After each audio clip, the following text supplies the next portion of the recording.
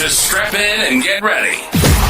The leaders in AFL SuperCoach are incoming, helping you win your leagues and climb up the rankings. You're now listening to the Insight AFL Show with your hosts, Big Horse and Skitty.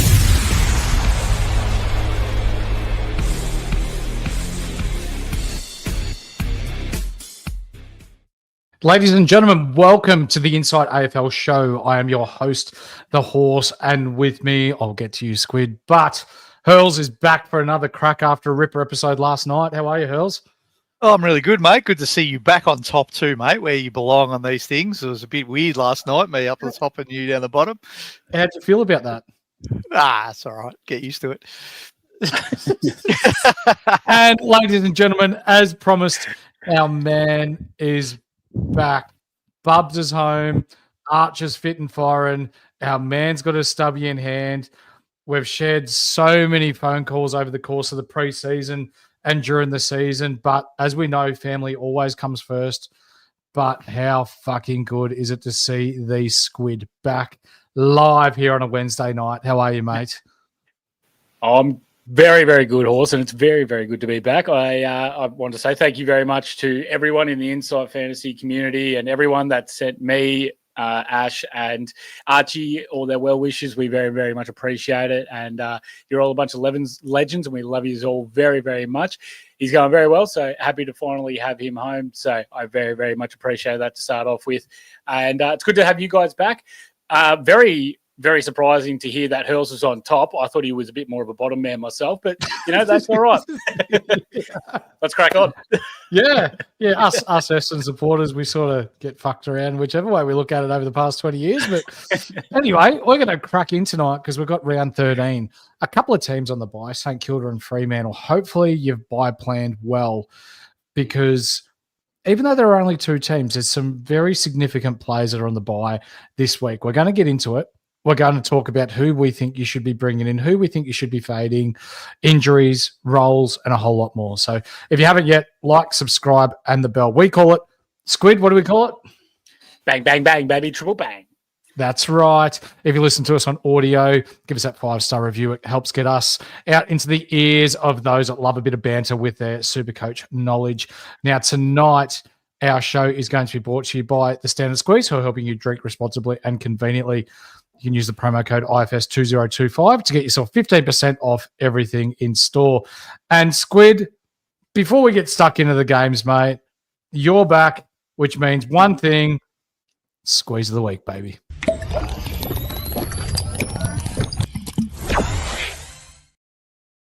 Yes, Horse. It's been too long since I've been able to do this again, but it feels right to bring it back. So, ladies and gentlemen, Squeeze of the Week. That's your chance to win beautiful prizes from our day ones, the Standard Squeeze. All you got to do is tell us who gets the highest individual score for SuperCoach this round. We've got some absolute cracking games this round, Horse, as well. So, I mean, look, I can't wait to see where you guys are going to go with, your captains and your vice captains and everything like that. But we've got some really, really good games that's going to make it very, very tough. And, mate, ball's out on me. I'm going to go with – I'm tipping the big turnaround. I'm going Harry Sheasel 161. He's back, baby. What about – There you go. they're playing West Coast, aren't they? They are playing West Coast, yep. In our home game in Bunbury Oval in WA. Yeah, that's a smaller oval, isn't it? It is, yes. Expect from with the first 200 of the year. I was going to say, surely we have to do a fade out comp with no Sherry this week, surely. But Horse has got in quick with 200. I did. Yeah. It'll be interesting what happens down there. It's going to be a decent day after a wet week, but the weekend's going to be okay down in Bunbury. So probably still be windy. It's a small ground on the coast, so you would imagine some wind. Yep. Yeah. I wouldn't imagine it to be good down there. Isn't it just a shithole? Yeah. It's like Moe, Squid. It's like Moe, is it? Oh, good, because I was envisioning Geelong, so Moe's a definite downgrade. And while you've been gone, Squid, we've had the pleasure of Kerry O'Keefe jumping in with us too. Good to see you, Mr. Calamari. What a man. What a man. Absolutely. So, yeah, get your squeezes in because That's right. If you get closest to the pin, or even if you knock it down, you win a prize pack thanks to the guys at the Standard Squeeze. Mhm. Now, we're going to start off with tonight's game, Western Bulldogs versus Hawthorn, 7:30, Marvel Stadium. And what we know, I'm not sure whether it's been issued to the public yet, but we know who's going to be in, who's going to be out. And Nick Watson is also out tomorrow night, Hurls. Nick Watson and James Sicily is out for Hawthorn. Bruce. And Butler, for his first game in, they said 400 and something days on the socials today, comes back in, but he has been tearing it up in the twos for Hawthorn. Yeah, I don't think it is Bruced. So it's Mitchell, Butler, and Ramsden in for the Hawks. Oh, is it now? Okay. Yeah. Sicily, Watson, and Scrimshaw out. Scrimshaw managed. Okay. And for the Dogs, it's Gardner, Dolan, and Treloar in, and Baker, Johannesson, and Duray out. Mm-hmm. So Hawks going for the 3 tall forwards, which is interesting. So, there's a bit of criticism about Marbior Chol and what that forward lines look like. So Ramsden coming in. No Sicily because of injury. Does that mean that they have a bit of a different setup down there? Maybe, as you said the other night, Impey or Amon maybe does a bit more of the running. Weddle even, maybe a bit more of attacking defender. So be a bit different. But I think this game is going to be fascinating stoppage game because the Bulldogs are absolutely ripping the stoppages apart. They were just saying on first crack before we got on here that it's the first time it's the highest ever scores from clearance. 54%, I think, their scores from stoppage, and the closest to that since they've been recording was Hawthorn's 3-peat years. Right. Wow. So, Squid, I'll ask you then, with Hawks going so big, is that going to work against the Bulldogs and how they look to push the ball and really get out and run?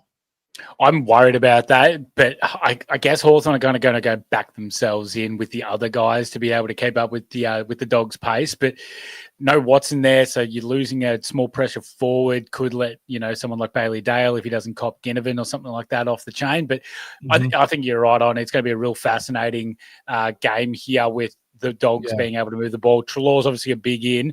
My big question for this game that I want to go with you, Horse, is do we see Connor Nash stand next to Marcus Bontempelli for this entire game? I don't think it matters. Ooh. Am I right in saying that the last time that the Dogs played, the Hawks Bont had a stinker because of the Nash tag, or am I thinking of someone else? I'll have a look for you. He has been known to follow around Bontempelli in the past. Last time he played against Bont at Marvel Stadium, Bont scored 142. That's fine then. That's fine. That's a nice VC then. Beautiful. Yeah. That it's 115 before that and 122 before that. So just a normal couple of games for Bont. Well, Bont did have 63 in the elimination final. That's the one I'm thinking of. Thank you. Yeah. Thank you. I wasn't totally off there, so that's fine. I'm happy with that. But that's the one thing I'm a little bit worried about there with Bont comping the Nash tag. Yeah. Both teams are 1-5, as you've brought up, Hurls, against top 8 or 9 teams. Yep. What happens in this one? Bulldogs, for me, seem to be the more informed team. Yeah, it's quite interesting when I was looking at that because, I mean, you look at this game and we've all been saying for a little while Hawks have been a bit out of touch. So that didn't surprise me that they're 1-5. But when I saw Bulldogs 1-5 against the top 9 teams, I thought, geez, that's weird. But then you think about they just lost to Geelong, they just lost to Gold Coast, so they've been getting close, but they've still been getting beaten. So it'll be interesting. I mean, I think the Dogs are the real deal, and I think Hawks are really struggling. But does this week sort of the come to Jesus kind of after match that Mitchell had with the players, does that help? Who knows? Yep, absolutely. Squid, I've got Wangamaneen Manera in the chat because they can't pronounce Wanganeen Malera correctly. And they've said, I heard IJ is getting a gig next Thursday. Any truth to this? Couldn't get any further from the truth. Wanganeen Malera Probably has probably heard that from his mate Jason Horn-Francis while he was having his dinner party and sipping his teas at Horn-Francis's house in Adelaide. Yeah, probably got on that one. Yeah, there. that's right. Hey, can you afford to fade Bont, whether it's this week or for the whole year, Squid? It's a tough one, isn't it? Because we know how good he can be. I have him currently being brought in this week, but I'm not 100% sure if that's going to be the guy that I want to go to at the moment. But geez, he's just so good. I mean, some people can definitely make it work with your teams, but the amount of the amount of points that he's able to score to do sweet FA is just unmatched by anyone else in the AFL. Unreal. He taps the ball and gets 15 points, and you're just like, hang on, how'd that happen? They'll go, it was contested. It was on the ground. It was a hard ball get. It was a clearance. It was a forward 50 entrance. It was a goal. It was a point. It was a scoring assist. And you're just like, oh, well, fair enough. It's Bont. What am I going to say? I ain't going to say shit. Is it fact, Squid, before we move off Bont, that the only person to have ever stopped Bont or make him look silly is Squid in the under-14s grand final where you just took the absolute PI 55 out of him? Well, it's a team game, Horse. I will put all the credit to my teammates. That's just how we go. We rolled them. It was a collective unit. But yes. But yes, that's right. That's right. Bulldogs off a bye, and we know historically, Hurls, that teams tend to struggle off byes. I believe last year only 2 teams won coming back off the bye. Yeah, it was crazy. Does that happen again? I don't know. Like, how much do you read into these things? Is it the matchups? I mean, I don't know. I don't have stats or numbers around, but how many of those would have been like the favourite beating the roughie anyway, and it just happened to be the team off the bye, etc. So you'd have to do a little bit more digging. But on the raw numbers, it was a bit of an anomaly. I don't know. I think the Bulldogs are going to have... We should have a few of these guys in our sights, right? Like whether you're going Bont, which a lot of us probably are, or whether you're going Richards, or whether you're going Libba, or whether you're going Dale. There's so many relevant Bulldogs players. They play a very, very good SuperCoach friendly game. High possession, high contested possession, high scores. I think we should all have some of these guys in our targets. It just depends which ones and how much you can afford, whether you go the big dog or whether you go one of the others, I suppose. Spot on. Stromy as well. Hawks and Chad Warner are a bit the same, both fake primos. There you go. Yep. Stromy, if you want any concreting done in the Bendigo area landscaping, give the man a call. His link will be in the description below. Any interest or Meek or English as a flex player, Squid? No, mate. No interest in Meek or Tim Spanish. I don't rate what they're going to be having, especially this week, to nullify each other. Down the track, maybe, depending on the role. I mean, look, Tingles is starting to put a little bit together. Lloyd has always been around that 100 mark, but he hasn't been bursting the upside, that we've seen from these other ruckmen. So, if it was like at a really, really lowered price, I'd have a crack, but probably not at that full primo price, because you could have that gamble on Marshall or Cameron, and with that middling pack of ruckman, it could be any of them. And with English, we always say that he plays better the closer he is to Perth. For the rest of the year, Melbourne is as close as it gets to him for Perth. Yeah. Oh, wow. I'm not interested in English. I've got a little interest in Meek, but the timing would have to be right, because the only way I would bring Meek in is flex.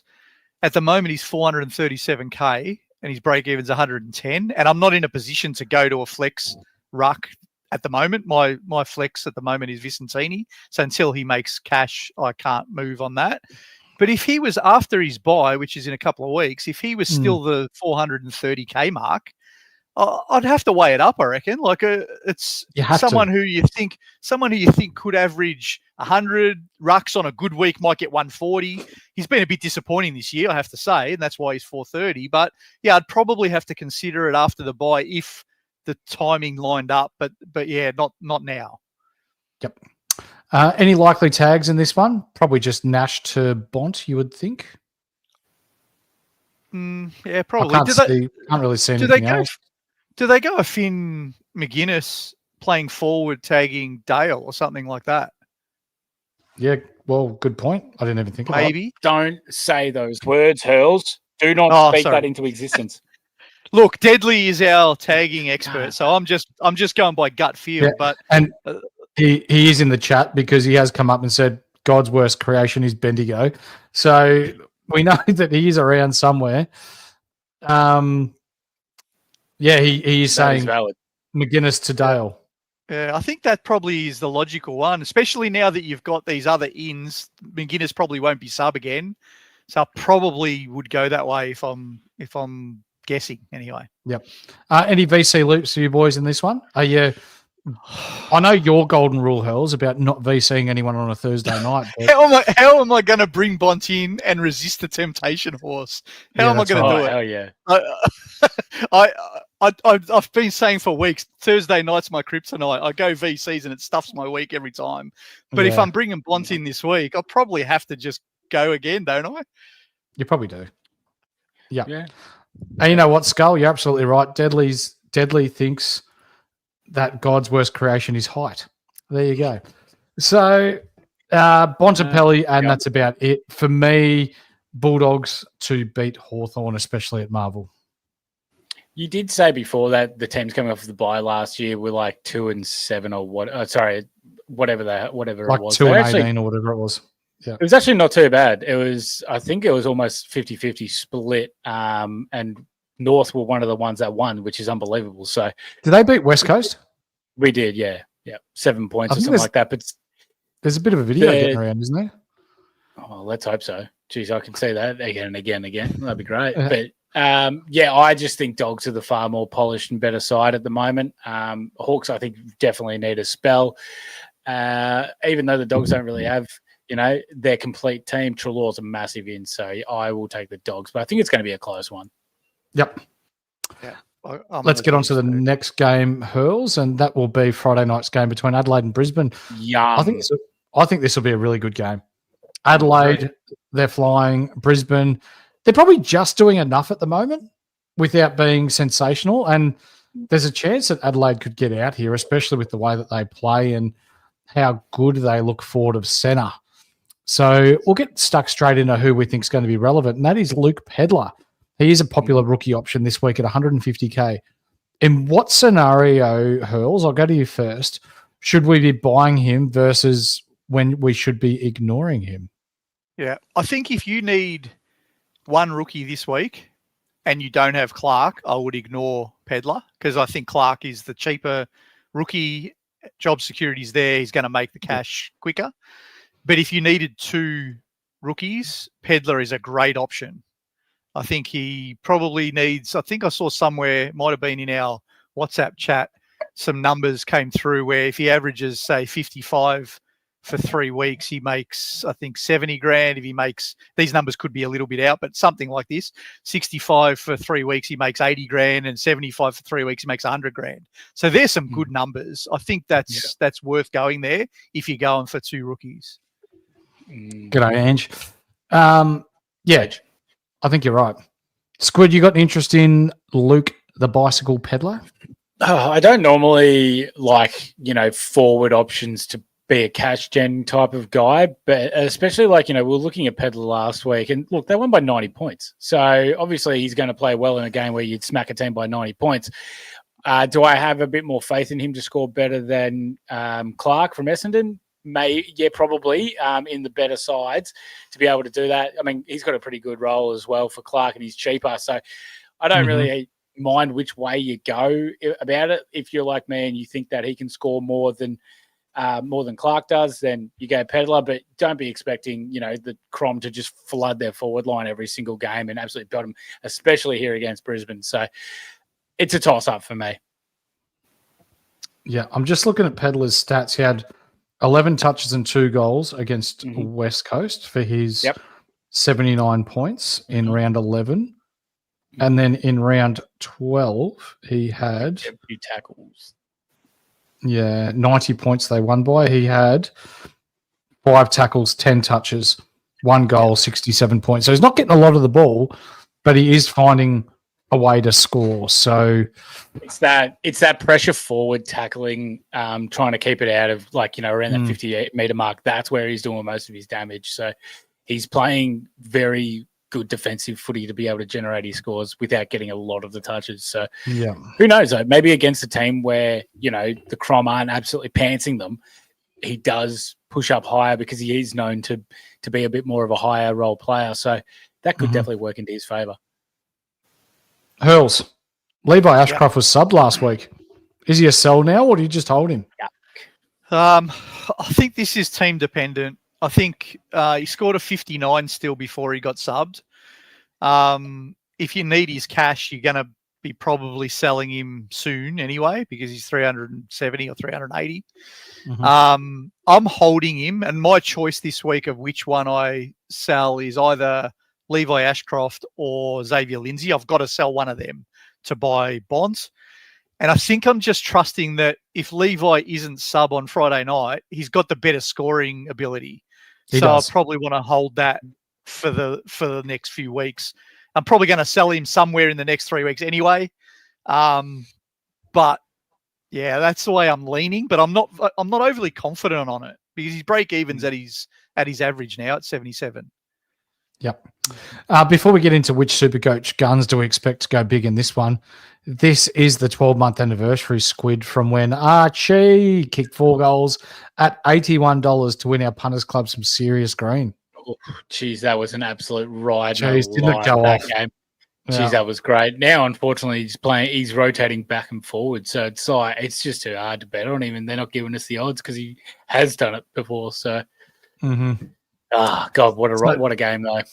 When we're talking SuperCoach guns and who's going to go well in this one, Dunkley, the suitcase. Keys. I really like the suitcase. I'm going to touch on Keys in a minute because Hurls and I have discussed VCC options. It could be no, absolutely not. Forced retirement. Ben Keys with Pedler in the side playing that pressure forward role. Keys has netted himself 99 and 106 SuperCoach points. Mm-hmm. Is it 350K or less than 350K, I think it is. He was priced to start the year at nearly 480K.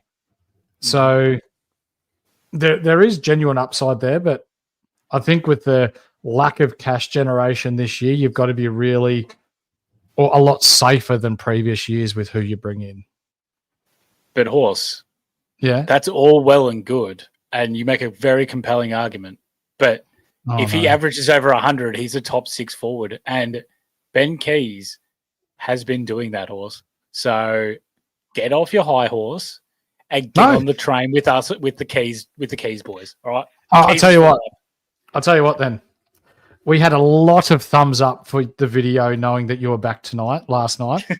Yeah. If we get over 50 thumbs up on this video on YouTube, I will bring in Ben Keys this week. Oh, wow. My God. You love to see it. Are you bringing him in, Squid? Are you bringing him in, or are you just on the bandwagon because you like him, but you're not touching him? I am talking so much shit right now, Hurls. Of course I'm not bringing him. I would have thought so. You pricks are setting me up. But that's all right. I'm happy to do it for the community because I'm that confident I'm going to win anyways.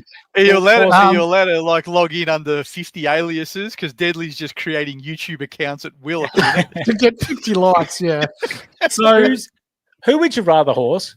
You look in your forward line, you open up the SuperCoach app, and you look there and you go, Jason Horne-Francis, 25 or 50 again because he's played an absolute stinker or he's injured again. Or you look there and you say Adelaide B. Keys, 99 to 105, and you're sitting there going, geez, I'm a genius.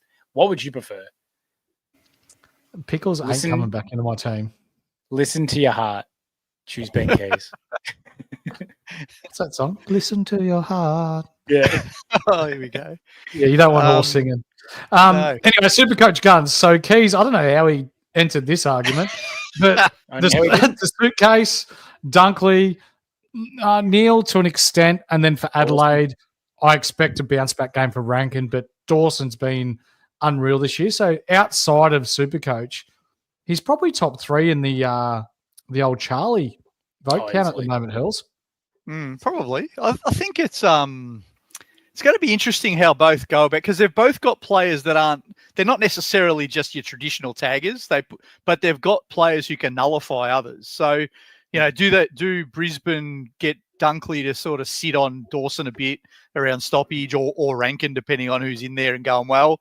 Do Adelaide get Peatling to maybe go with the suitcase maybe this week? Like he's been the damaging one. So do they start to pay him some attention? I don't know. Or do they say, no, we know historically it's Lachie Neale, so we go there. Maybe even the other one, which I hate to say this as well because it's going to hurt my scoring, but maybe Neil Bullen goes to Zorko. That probably sounds logical to me. That's smart. Yep. Yeah, he's done roles like this in the past, hasn't he? And I think I'm in a bit of trouble, Hurls. I'm looking at the count, and it's gone from 6 likes to 23 likes in 2 minutes. It's going nuts. Delete the app. Delete the app. That is a 400% increase, Horse. That is 400%. And I'll tell you what, if he scores well, I will sing on Sunday. Oh, it's going to be no, I'm not around Monday night. It'll have to be Tuesday night. Hurls' podcast on how we're going with his team. VC or C options in this one. I think Jared Berry goes to Dawson, and I think someone like Neil Bullen goes to Zorko, and I think Peatling goes to Neil, or that's the matchup there. So I see a lot of cancelling each other out going on here. Yeah. It definitely sounding like it'll be just Dunkley versus Adelaide midfielder slug or something like that, and you're just like, well, you're back in Dunkley there. But yeah, I'm too worried about how many of these tags are. As much as I love Jordan Dawson, also too, how the hell did Jordan Dawson only get 112 last week? That's the best 112 game you'll ever see in your life. Like, oh God, everything he does is so good. And then Bailey Sniff comes out here and kicks the ball at 55%, but has 38, and everyone thinks he's a second coming of Jesus just because he's attractive. Which he is. So play on. For me, Adelaide wins 4 goals. I'm going the Crom off of form and it's at Adelaide Oval. I know that they have kind of choked in some of these bigger games, but I think they get over the line here against the Lions because they haven't been crash hot as of late. No. I'll back the Lions. I don't think they're travelling, but I think this is the kind of game that they'll get up for. Yeah. Okay. And you know they only beat the Essendon under-17s team by 18 points at home last week, correct? You watch us come in a couple of years. They were pretty impressive in beating the under-17s, weren't they? The under-17s were impressive. Their thick pork swords will do real well here. Yes, they will. Skull. Yes, they will. Is Thriller playing this week? I know he was subbed out last week. He should be playing, shouldn't he? Yeah, he's fine. He was just managed. Beautiful. Yep. Beautiful. Let's go. You see Deadly in the comments. I've got B because these are the Bendigo Braves beanie that I'm wearing. And Kiz is like, Horse has even got B on his beanie for Ben Keys. You blokes are flogs. Anyway, Richmond versus Sydney, Sunday, 7th of June at the G. And right off the top, I'm going to say Richmond win. I couldn't believe it when I looked up this. I'm not saying that they're certainties, but those odds can't be right. $1.46 Sydney, they are in all sorts of pain. Yeah. Richmond beat them last year when Sydney were flying too. They did too. MCG, Sydney's Richmond terrible is the at team MCG. that gives Sydney a lot of trouble. That's true, but hang on, let me just check. Curfew. 120. Oh, Bolter's playing. Yeah, no, they can definitely win. Yep. Yeah, he's back, Bolter. So there's a chance that Campbell Gray might get dropped. Don't say words like that. Yeah, I don't want to because I've got him in my team, but the whispers are getting louder. So just I think it will happen because they're too tall. Unless they drop Miller, but they won't. They'll need some experienced guys. So I think he will get dropped. Unfortunately, he played the last time that Bolter played though, so it's not like it's a certainty that he's going to get dropped because they can play all of them. And Miller played in that game too. Yeah. Let's wait and see. We did hear Adam Russo came out. I don't think he has played a game with Bolter, has he? I thought he did. Have a look. Three weeks ago. Yep. Will Chad hit a target in this game by any chance? Last week he went 21%, which is the lowest since Champion Data has been recording. disposal efficiency. So he will be much better this week. So if you've got him, yes, he's a fake primo, but there's a chance he could hit back really nicely this week. Now, did you get the Gray and Bolter? It'll be 2 weeks ago, Bolter's last game. He hasn't played the last couple, but he played against Melbourne. So I'm just trying to see if Bolter played that game.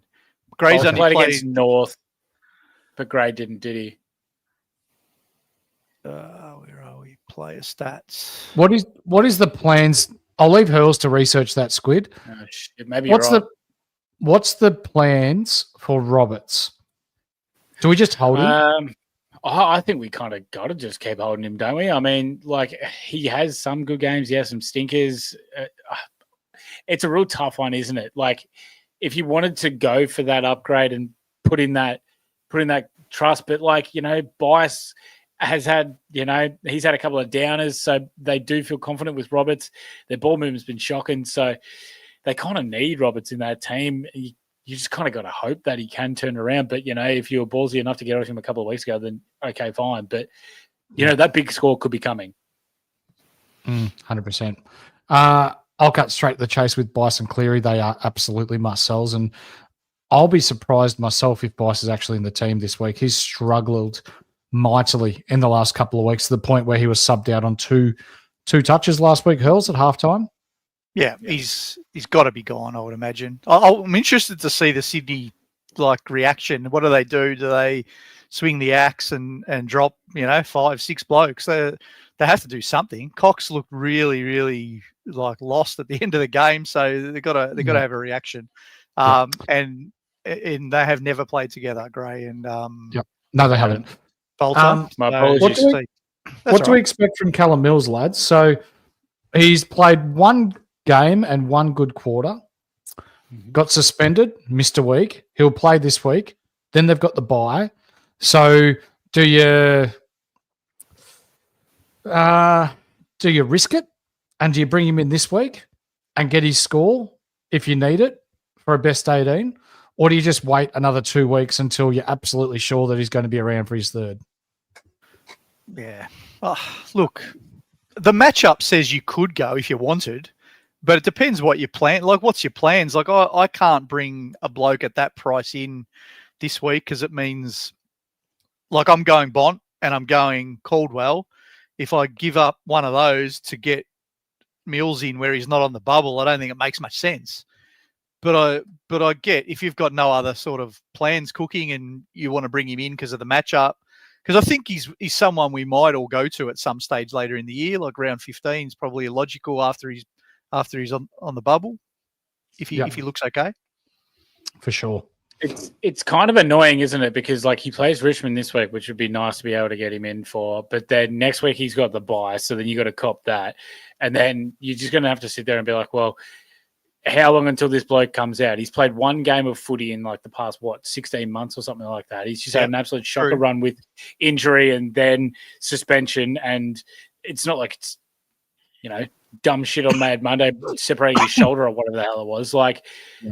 This should be a guy that's in it, but he has not played a lot of footy. So that's really, really tough to be able to say, yes, I can convince myself that this guy is going to get up to that 500K mark when there's a reality where he might just not have the legs for it.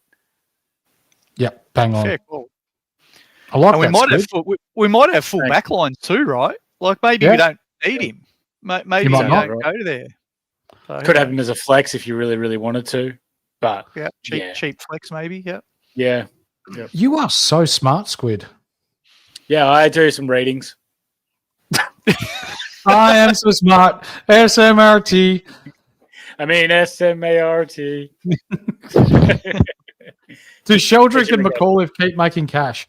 I am so into that's right, Skull. I am into it. Sheldrick and his role at Sydney right now. And if they continue to play him and he gets anything north of 70% time on field, we've seen the numbers. He will average over 90 SuperCoach points and he will continue to make us money. I did hear Cal Tooby talking about other clubs being into Sheldrick. I hope Phil's not listening to this, but Yeah, is he a little bit annoyed that he hasn't got a run till now, and other clubs may be coming, other clubs knocking? But yeah, I think they do both make cash. I trust Sheldrick a little bit more than McAuliffe, but I think they both still make cash. Yep. Like it. McAuliffe as well. Yep. Probably not on the same scale as Sheldrick, but he will still continue to make cash for a little while. VC and C options in this one, lads? Or are we just going to give this one a skip?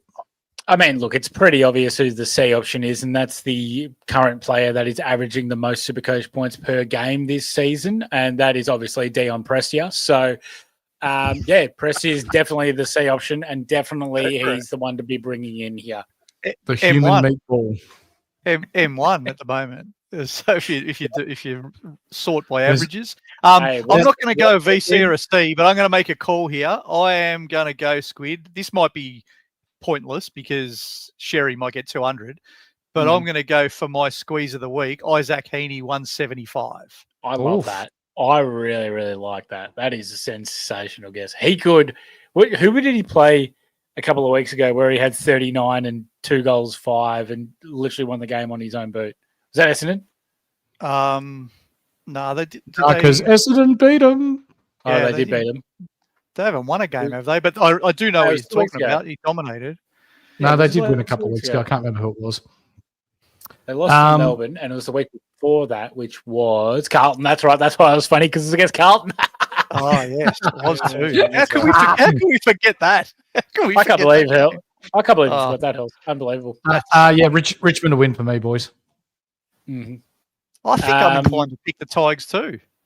I kind of want to pick the Tigers as well, but that loss last week against the Giants would have absolutely stung. So, but Sydney have been asked. So, Tigers. Awesome. Let's go to the next game, Hurls, and that will be Geelong versus Gold Coast down at Alphabet Stadium. Saturday afternoon game. I don't know. Gold Coast have been really good this year, and they've been okay away from home as well, Squid. But this is probably one of the harder tests in football, playing Geelong down there. Hang on a sec. I know I've been away for a little bit, but is Wanganeen Mamira, is that RJ? It is RJ, yes. Yeah. I thought he changed his name to Tinder Slayer or some shit. Yeah, and then he had to stay for 14 days because he couldn't change it. I was just looking at it, and I'm like, he said Bolterbet, and I'm like, God, that's something that IJ would say. And now I'm just pacing it. Oh, lovely. Oh, good to see you, IJ, my man. That's great. What was the question?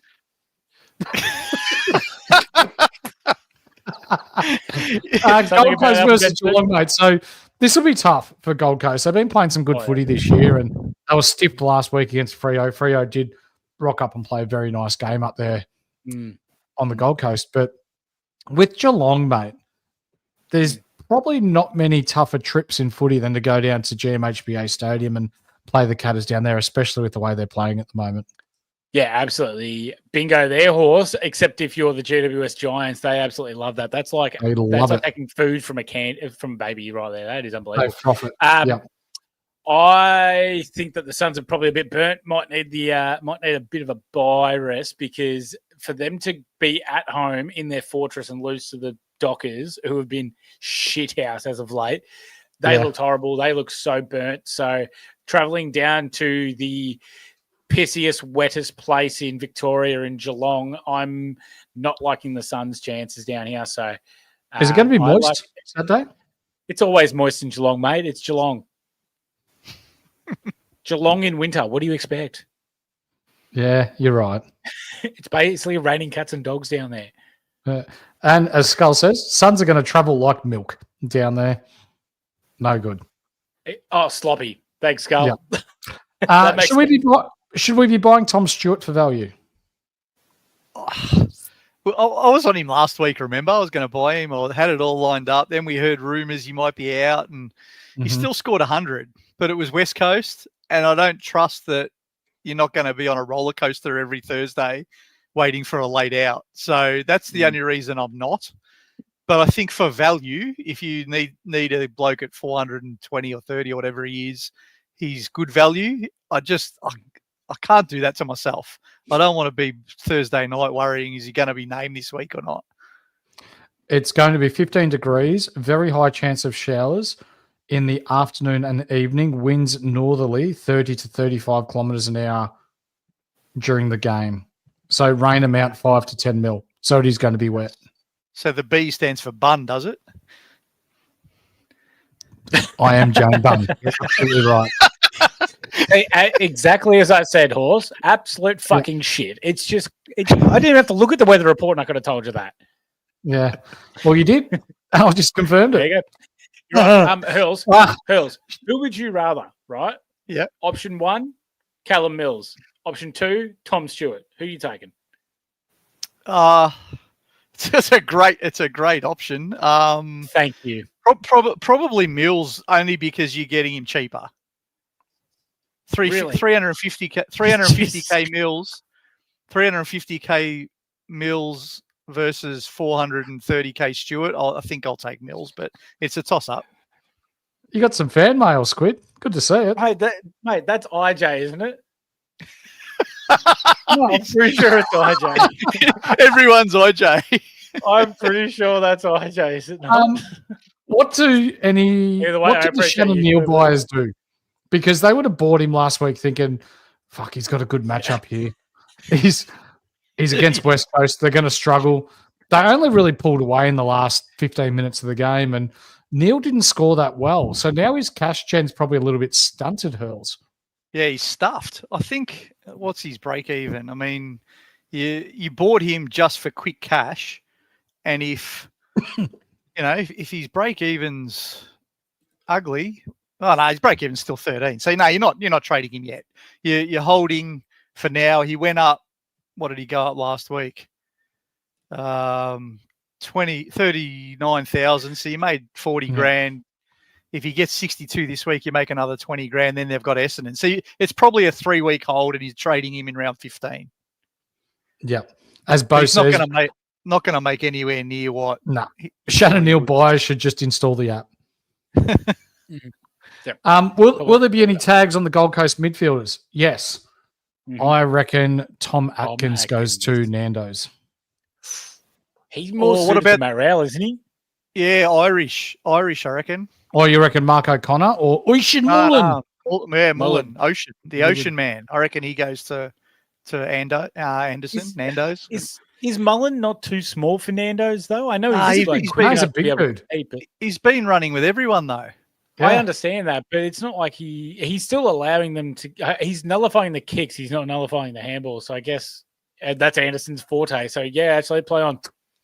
Yeah, I think he's suited to Anderson more than anyone else. And then maybe an Atkins goes to Rowell at stoppage.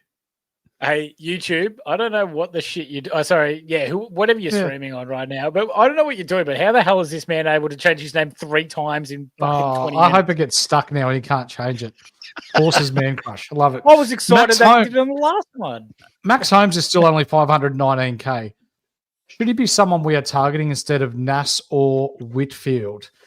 As someone that's bought Holmes, I'm actually, and I did own him last year.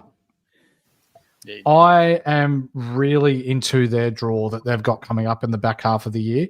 He spent the best part of 15 minutes on the bench against West Coast last week, which was frustrating, but still scored 108 SuperCoach points. These games will turn into 120, 125 kind of games, and he does his damage running the lines and kicking long and all that sort of jazz. He had like 850 metres gain last week, Squid.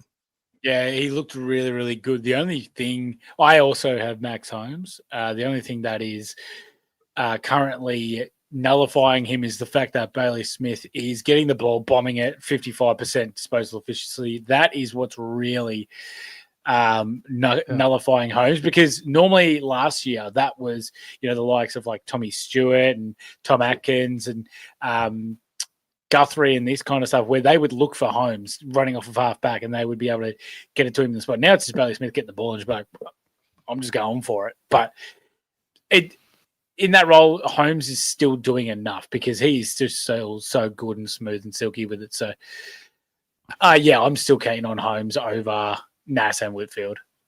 All right, so different question. Because buy structures and that play a role, I think, in this. Like, Absolutely. I'm big on NAS because of the buy this week, not round 16. But let's take that out of the equation. Who averages more of those three coming home? I think Holmes, purely because of the other two. Let's say the other two may average, they have the higher upside. Oh, no, Holmes actually has pretty good upside. No, I'm backing myself and going with Holmes, and it's purely because Nas has Sinclair to compete with, and Whitfield now has Lockie Ash to compete with, and they can't have the ball going to each other every single time. They are both the kickouts of both those teams. So, whereas Holmes can play midfield, and I feel like he just gets a lot more opportunity to be able to score a lot more than the other two were compared to them last year. Yeah, Nas.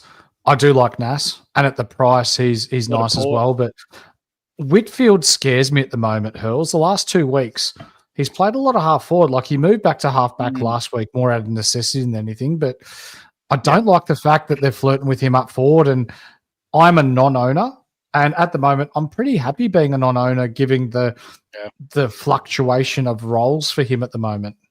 Absolutely. That he's in this question is the problem for me. If he goes back to half back, he's 10 to 15 point average better than those two. Mm-hmm. But the reason that he's not is because you don't know where he's going to play. That's right. They are so confident and happy with having Lockie Ash down there. And I've been telling you guys this for years how good Lockie Ash is. And Horse always be, oh no, he just blowing smoke up the arse. And he just got muted, so... Wait, it only took 46 minutes. What are you doing here, Squid? Why did I not? I can unmute myself. I know. So I didn't even realize. I've been out of the game too long. Carry on. Yeah, that's okay, mate. VC and C options in this one for you lads. Well, look, Matt Rowell is going to eat the grass, and he's going to decide if he wants to stay eating the grass for years and years and years to come. So I reckon he's going to put on an absolute banger. But I'm still not confident on the BCC option. I've got a spicy one. Jared Witts. Oh, yeah. That's not a Geelong bad shout. don't really have a ruckman. Could be if it's wet, it's going to be a high stoppage game. Really big opportunity for him to get hit outs to advantage, and could score pretty well. I don't mind that. I think the other one, I mean, you're not going to VC him, so it's just a shout for a high score rather than a trust him for VC. But Tom Stewart could go nuts. Like, they love the halfbacks against Gold Coast to have a picnic because Gold Coast don't care about him. So if they leave him run a muck at GMHBA, he could get a big score. But you wouldn't trust him enough to VC him, I don't think. No, you wouldn't. Who's going to win this? Geelong for me. Cats. Probably Cats at home. Yep. Both good teams. GWS versus Port Adelaide at Manuka Oval. I think this will be an all right game, but before we start, Lockie Whitfield, Winnie Blues, and our man Ryan from Astute Newstead has had a bit of a word to Winnie Blues and told him to get his ass back into the back line so he can keep tunning up for us and we don't have to worry about these shitty half-forward 80 scores that he did pump out when he was permanent half-forward. So to say thank you to Ryan, use the promo code INSIGHT for all your residential and home loan needs. Should we be looking at Tom Green to complete our midfield Hurls? I reckon it's a great shout. If you can... The round 16 bye is the problem. Otherwise, he would be in for me. But I can't bring another round 16 bye bloke after I'm bringing Caldwell. And I'm only bringing Caldwell because he's so cheap. But I think Tom Green is right on that M8 spot. And I think that's perfect. He's got a great run home, hard to tag, consistent, reliable. That not many of our mids are like that. A lot of them are yo-yos. Yep. We spoke about this last night, and it's a testament to Brody and the numbers that he's put together in the Patreon Hurls that he's got a database where he's scraped all the numbers from the last couple of years, and you name it, he's got the number on it when we're talking AFL, SuperCoach, and the players within the AFL. And he pointed out last week or the week before, I can't remember when it was, that Tom Green would have to average 31 touches per game or get 31 touches per game to get 115 SuperCoach points. Squiddy. Last week, Tom Green had 30 touches for 115 SuperCoach points. Oh my God. Oh, he's hit the nail on the head there. It's just all over it. And it's not just that, like, there is a long list of players and numbers that he's come up with going, yep, this is what they need to do to score this, and it's bang on. So I'm going to give our man Brody a shout out for what he's done there. It's fucking spot on. We are the sons of the Gold Coast Tide. We are the team that never say die. Hey. Port off the bye. Any SuperCoach targets for Port Adelaide, Squid? Nah, they all suck and disappoint me. Look, Butters and Rose are the ones there. You speak we can obviously have a red-headed stepson. Yeah, pretty much, yeah. Look, Butters, the break-even is ridiculous and he's really giving me the shits because I've been saying, hey, I've been interested in Butters, but he just keeps having stinkers after stinkers after stinkers, so still waiting for that. Rose is obviously the one that if people don't have, you can look at being the DPP mid-back, but I don't think it's the week. I think we can wait. Yeah, agree. I think we can too. What, I think Connor Rosé is the other one. Yeah, Rosie's a good option because he's about that D6 range, D6, D7. He's one that's in your Ben Keys realm, Horse. Could you, if you're really strapped for cash, I wouldn't do this if you're not. Bergman, since he went into the middle, has gone 100, 60, 100. So he's a bit of a yo-yo as well. But 330 grand or something, maybe he's someone you could, if you can't finish your team, if you're resigned to that fact right now that you can't finish your team, but maybe you can with guys like Bergman and Keys and these $350,000 blokes, maybe that's a kind of play you could go for. Absolutely. Yep. Bergman, I'd be a little bit hesitant just given that when Horne-Francis comes back, that probably doesn't help him. But absolutely. Is Toby Green an F6 option? I'd probably say no. No, I agree. I've seen people bringing him in, and I don't get it. That's why I ask the questions to just get a sense check from you blokes. Like he would, if I'm looking through the SuperCoach list, he wouldn't even be someone that I even pause on. So I just don't get it. But some people are buying him. I don't know why.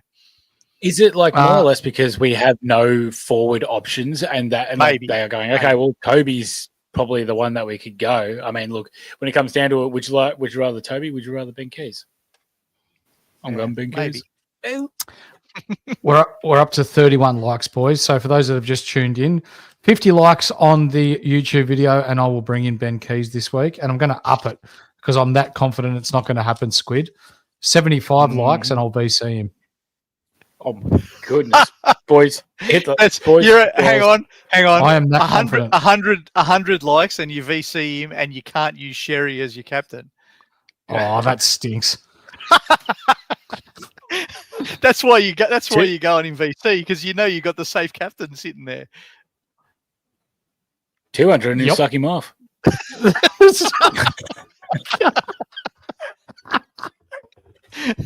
Good to have you back. Oh shit! Anyway, are any of us targeting Pickles for F6? No, he's disappointed. I don't want to, but you probably have to think about it, don't you? Or flex, we give Pickles shit on this show, and for those that don't know who Pickles is, it's Jason Horne-Francis, and the reason why his name is Pickles is because he is the type of bloke that would go into Macca's, buy himself a couple of cheeky cheeseburgers, sit down, peel the bun off, pick the pickles out of the bun, throw them on the window, and then expect someone else to clean them up. Yep, he is that kind of guy. 100%. Yep. But he can play footy. You're right, JCR. He can play when he wants to play footy. Yep. Sometimes he just looks too disinterested, and he's a fucking tough watch. Like that's the thing. He's such a good footballer when he's on, but why is his best and his worst so far apart? Because he hates defense. That's it. Maybe. I think at 430k though, for our last upgrade, you're going to be hard pressed to find someone with that upside at that value, aren't you? Oh, 100%. You are. He's still got the, what is it? It's like what did he get when he was injured? Like a 12 or something like that. So he's still got that sitting there. So he's still got plenty to see how he's got plenty to drop. Yeah. Yep. Yeah, exactly right. Any tags in this one? Yes. I think. Is it? Yeah, lots. Bedford.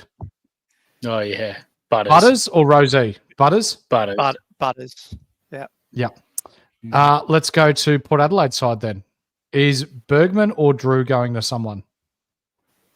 Bergman might try to go to Tom Green, but he's just hard to tag. Yeah. Probably like Josh Cully, if he goes back into the guts, he's probably the Rolls Royce as well. They can open up a game, and they're not throwing him in there as much anymore. So, look, they probably tag him when he goes in, I would assume, because that's probably a more favourable matchup than trying to get in there with Tom Green. Do they have someone that can go with Whitfield if Whitfield's in the back line? I don't know. I don't think so. Willem Drew's more of a midfielder tag. But is that other guy back? What's his name? Burn Jones. And they've got another one down there. I'd have to think about Pepper the name. Pig as well.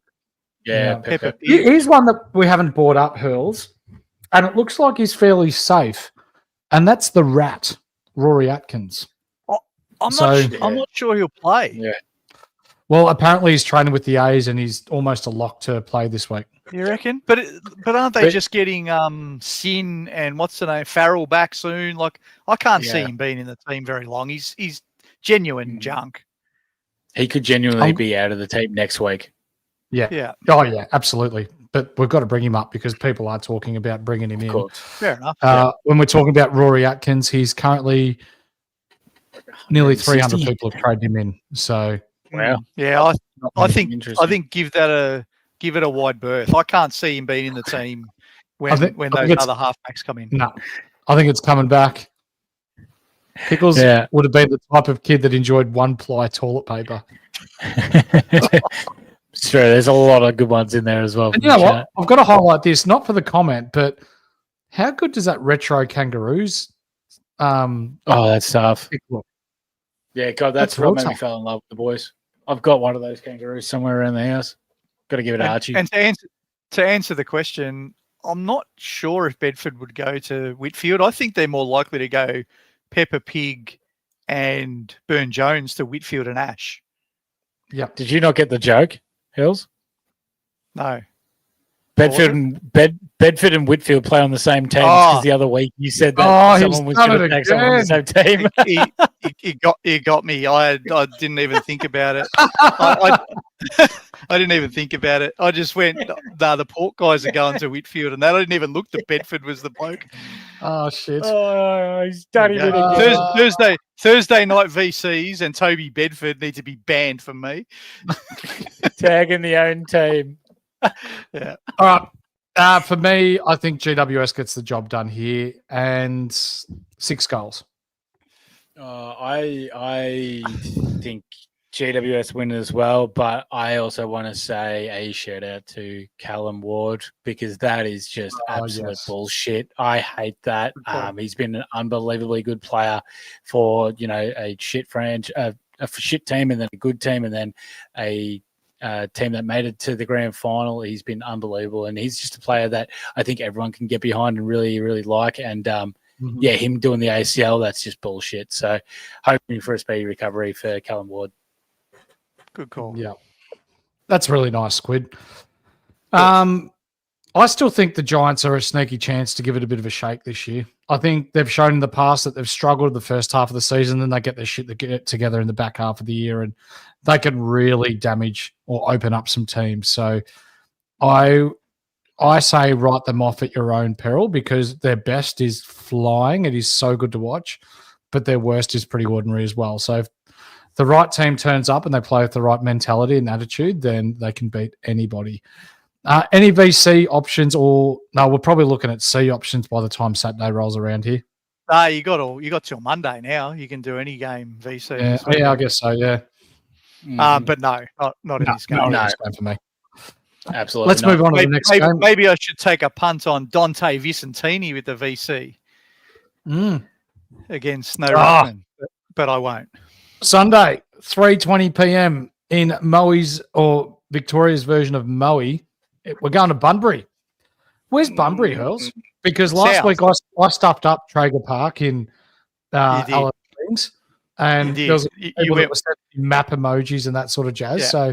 So Bunbury's actually a really nice part of the world. Probably Bustleton is nicer than Bunbury though. That's down south. So Bustleton's 2 hours down south of Perth, and Bunbury's probably an hour and a half down south. So if you're looking at the map, yeah, so it's about that far away on the map. Yeah, something like that. If you're looking at a bigger map, it's a bit bigger. Yeah. Hands Oval, is that what it's called? I think they're playing at Ashton Hams. They've named the oval after Ashton Hams. Hands, like hands, yeah? Hands. Fingers Oval. Here we go. North Melbourne, home game at Bunbury. Squid, are they going to get the dub? Yes. Good. Should Flynn holders be breaking or holding? Look, you brought him in for a reason, and he's not there yet. So I would say hold him because he's still the number one ruck, and that's what you brought him in for. And we've already spent too much time talking about these teams, haven't we, Squid? Good call. No. We can talk more about North. No. Yeah. You're the North man, so I want to direct a lot of these topics to you because you are very much in the know with all things North Melbourne, mate. But what do we expect out of Harry Sheezel this week? Do you think he's going to be purely half forward, or do you think it's going to be a mid-half forward role? Where do you see this going? I'm telling you this the last time that you guys asked me this question, and it's when we play shit teams that do not pressure us immensely, as you know, like Collingwood does or Brisbane does. Harry Sheezel is going to play midfield, and Harry Sheezel is going to play half forward because that is where Clarko and where Harry Sheezel is envisioning him to play, and that's where he'll play here against West Coast, in my eyes. Okay, I'm holding Sheezel. I don't have an issue with that, Squid, but 2 centre bounces isn't enough. Yeah, I agree. I agree. I know there's Parker was in there too much. They gave too much in there to other guys, and I think they just kind of, let's be honest, kind of rolled over. So against Collingwood in the end there, they just didn't have the legs, and there was too much physical pressure for not enough physical pressure coming back from North. So yeah, and Skull, don't you dare fucking say that. There is no goddamn fucking way that Kelly Underwood is commentating. I hope she commentates the game so I really don't have to watch. And I'll tell you what, though, she would be commentating from a studio in Melbourne on shit cameras in Bunbury. Jesus, she's bad enough if she can see the game. She'll be horrid. Can she just get the Laura Kane treatment where she just sits in the box but gets half of her role done, which is her talking? That'd be fucking immense. Oh, imagine her not talking. That'd be even better. So that's what Caleb I mean. Daniel, beautiful. Is he going to end up like Ryan Marriage? I don't think so. Fuck, I really don't think so. Well, with I think he's going not to there on continue that role halfback, now that he's Sheezel's- okay. Yeah. I really hope not, because I wanted to get rid of him a while ago but couldn't, and now I'm stuck, and he just needs to stay that halfback with no one else sharing the role. As much as it's hurting Sheezel, I think I prefer it with the 5-foot midget getting 95s. Yep. Should we be buying Tom McCarthy early? I say no. Yeah, I'm listening to you, Horst. Yep. He still hasn't played a game of AFL footy yet. Like, I know that he's the number one pick and he got 25 touches in the waffle. Campbell Chesser gets 25 touches in the waffle.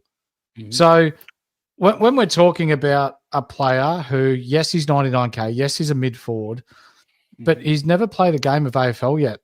Maybe let's just woo back expectations and go, well, let's just see how he goes first. Because you go early on him and he plays, say hypothetically, he plays a stinker this week and he looks like he's out of his depth because it's a massive jump from VFL to AFL footy, then maybe not. But then again, if he comes in and plays that half-back role and goes 18 touches and looks comfortable with the ball, then maybe I'm okay to bring him in a game early, but I really want to see him at this level first. Yeah. Do you remember who was the number one overall pick from the rookie draft last year? No. Who was it? Marriage? It was Geordie Payne to North, and how many games has he played? None.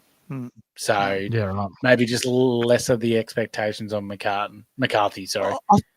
I think it probably is just a product of how shit the rookies are and how desperate people are to unlock cash, I guess. There's 252 of the top 1% of coaches have brought McCarthy in. And I can only logically assume that that's because they've already got Clark. They don't want to go to Pedler because Pedler's 150 and they want to unlock that extra 50,000. Like, I get it, and I don't mind bringing him in early, but not this week. I wouldn't be bringing him in. I get that, Chris. It would be a perfect loop if he fails, but what about if he plays and he's scoring 30s? I reckon he's going to be him. I'm going to have him and Bo Allen getting 3 points each. That's going to be great fun. They can loop with each other. And let's have a look on the other side of it. How would I know it's a professional game that these guys play and it's their full-time jobs, but how would some of those West Coast players feel that someone's just rocked up halfway through the year and just gone straight into the team? And like, does that play with chemistry, or do we just expect the guys to get along with it? Or like, I think it's a conversation that needs to be had. It literally happened last year with West Coast as well. Number 44, whoever the hell that was. Was it Henderson? Maybe Hutchison is 44. Hutchison. No, Hutchison was 44. Yep, that's it. Hutchison. They brought him in, and then there was that whole kick up because they were like, "Why is he coming straight into the team? What the hell's going on here?" And all the players were a bit disconnected with Simpson. So could happen again for West Coast. I mean, they have a history of it. They did it with Marriage too. I don't know if that was last year or the year before, but he was a mid-draft pick, and he played straight away as well. Clayton, I do have your comments, mate. I will bang them up when we go through questions, brother.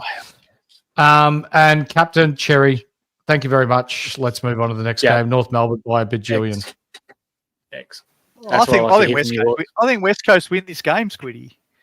That's because you're a fucking hater, Hurls. So that's fine. I'm not. No, I'm not. I don't. You are. No, you are. Eagles. I don't hate Eagles either.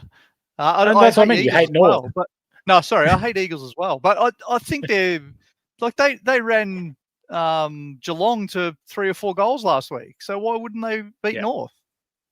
Yeah, no, I agree there. But the thing that always gives North the most trouble is physicality. I apologise. Is physicality, and I just don't see as many West Coast players as being able to do that. North undersized, underage, and under pressure. So running isn't the worst forte when it comes to North. It's how much they can body up other teams. I don't think West Coast are able to put that kind of pressure on them. You're right, DJ. It's going to be a 0-0 draw. Let's go on to the next game. Oh, jeez. Do we have to? Oh, jeez. Squiddy, can we? Here we go. Can you try and make this sound exciting?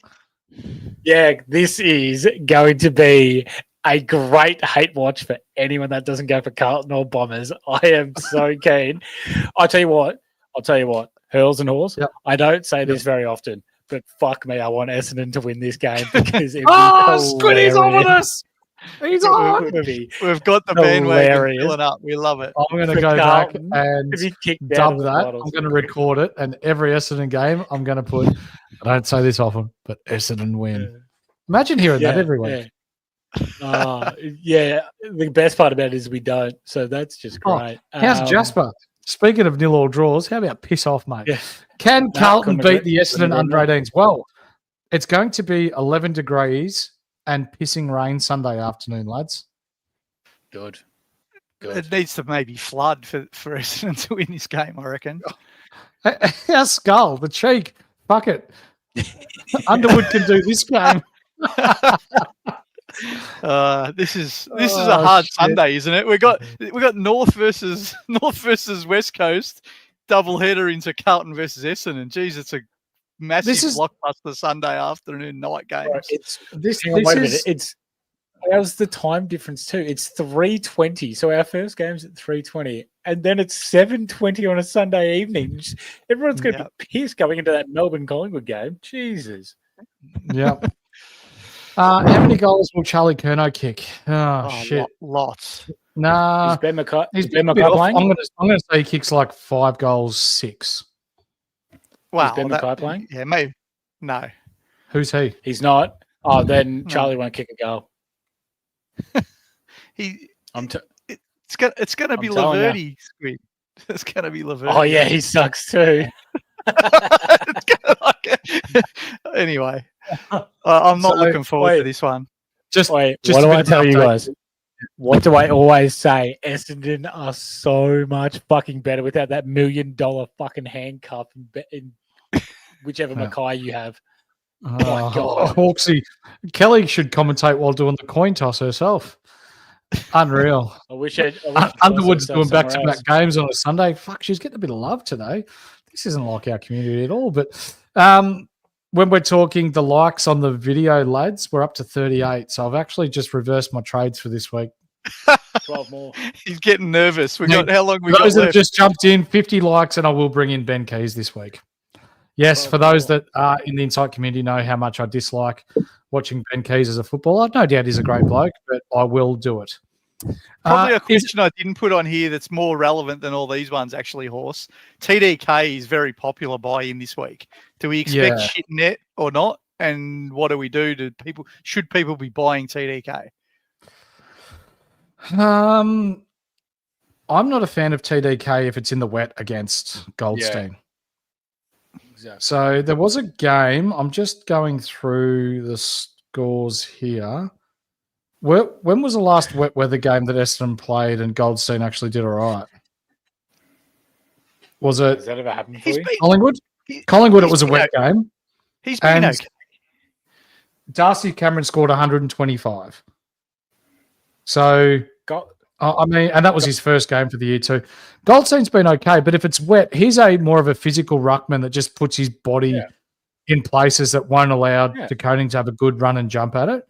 And if it's wet, it's not going to be able to help him get around the ground and get out and use his athleticism to help him. Exactly. So, like, he may score well, but it won't be as good as what it would be if it was a sunny, no-wind kind of day. Exactly. Fair enough. Nailed it. Is Angus Clark a buy, lads? Yeah. Yes. Just- I don't think just we buy him. overthink it. Just buy him.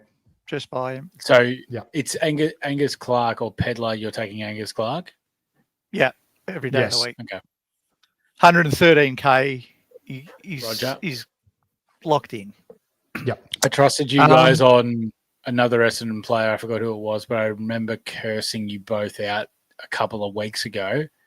One was definitely Kako. Al Hawley, maybe. Well, I won't fault you for that one because that's Brad Scott's fault. It's maybe Archie Day Wicks. Did he only score like 20? Yeah, you couldn't have him, surely. Okay. Right. I don't know. I'm just listening to you guys when it comes to Essendon players. I was wrong on Sardis at the start of the year, big time. So was Most of the other ones, I think I've probably got close to right. Like I didn't bring Al Hawley in. I didn't trust that he would stay in the team. But Sardis, I was wrong for sure. Yep. Valid. Will we see any other Essendon or mid-season draft picks play? I think Archer May's a fair shout for, won't be this week, but I think in the next couple of weeks. That's Dermot Brereton's stepson. She's a big lad. He's a huge lad. Oh, I just need to see Derm in the Essendon scarf and everyone to give him so much shit for it. Mm-hmm. Archer won't May's the media love that too? The media will fire that up for sure. That'd be funny. Archer May's mum must be absolute fire in the sack for Dermy to put on a Bombers scarf. I tell you. Oh, Jesus Christ. She's like 1,000,000 years old. Fucking hell. Hey, play on, brother. Play on. Hey, let's move on. Which Carlton mids should we target for their soft run? I think I'm not a fan of Cripps because I think whenever there's a tag, it goes to him. I actually like Chera over Hewitt. Okay. I do too. I still have Chera. I don't know why, but I still have him. I think if you've held Chera, this is the run you want him for, right? He's got Carlton, North and West Coast 3 weeks in a row. So great run. I don't mind Hewitt either. I probably wouldn't like Cripps. I don't think I'd buy Cripps. I think he's the one I would avoid of the three. But I understand why people are going to him as well. Like he's got a good history of a 117 average last year in the back half. So it makes sense. It wouldn't be someone that I would go. And to be honest, since I've rid my team of Carlton players after TDK went out, I have no intent of bringing one back. Congratulations. Congrats. Is Caldwell a must-have? No, I wouldn't call him a must-have. I think he's a value pick, but I don't think he's a must-have. So I think, and I've framed it this way on some Twitter conversations this week. I reckon if you have to buy two blokes at the 400 to 450 mark to make your final team, and that's the only way you can get there, I think then Caldwell becomes an important cog in that, because I don't think you're going to get a better role for that price for the rest of this year. But if you don't need that kind of price range, then he's not a must-have. No way. No, I think you're right. Yeah. What are you looking at? What is that? Just like the video, just letting everyone remember he's so close to 50 likes. I haven't got on there yet. I better get on and hit like as just well. do it. Just doing my part. This is not good. I really don't want Ben Keys in my team. I'm pretty sure it's 5. I think it's 5 to go. Oh, fuck. I'm about to hit like, so there'll be 4 in a minute. What role do we expect Zeret to play this week, lads? Do you think he goes back into the midfield? God, I hope so. I bloody damn well hope so. That's where he's the best player for Essendon. That's the hope and saviour, the player that gives Essendon fans life and love. And then they took him out for to go forward. Like, come on, just put him in the guts, especially against Carlton. You know you hate them. Just punch on with everyone and let's make it a good spectacle. Put Merritt in the guts for the whole game. Any VC or C options, Hurls, in this one? No, probably not, because I think the midfields match up okay. So if Essendon's problem isn't going to be the mids, it's going to be the talls. And so I don't think I'd be trusting anyone. I mean, if you've got TDK, but you're going to go Sherry. So no, why would you bother? Sherry's going to have played by now, and you're going in. Yeah. Oh, but some people might not have Cherry, mate. Yeah, fair enough. No, if you don't have Sherry and you've got TDK, then I would go TDK as a VC, I reckon. Yep. I don't mind Cherry. And if you're Mr. Scott, coach of the Essendon Footy Club, on behalf of 2 out of us 3 who are Essendon supporters, keep playing the kids. I couldn't care less if we get beaten by 100 points. Just keep playing the kids, get games into them, because last week against Brisbane, that was as excited as I've been watching an Essendon game, win, lose, or draw, for fucking years. I agree. I don't really want to see Parrish back this week, to be completely honest, even though it's probably going to happen. And I'm just putting it out on the table. I'm a Parrish fan at his best, but I don't think we should be rushing someone like that back into this team. I just don't see the need for it. So, honestly, too long on Essendon. So let's move across to the next game, I reckon, lads. So it seems as no one can dispute that. That's bloody good. Let's carry on to go to the next game. Sam Doherty. Well, Squid. I'm going to mute myself. To complete that game also. 386K. Doherty. Would you? No. No? What about if he's back to half back? Nah. Not interested. No? I'm not a 35-year-old. Nah. Not interested. Did score 118 at half back last week. Too old. Okay. Melbourne versus Collingwood.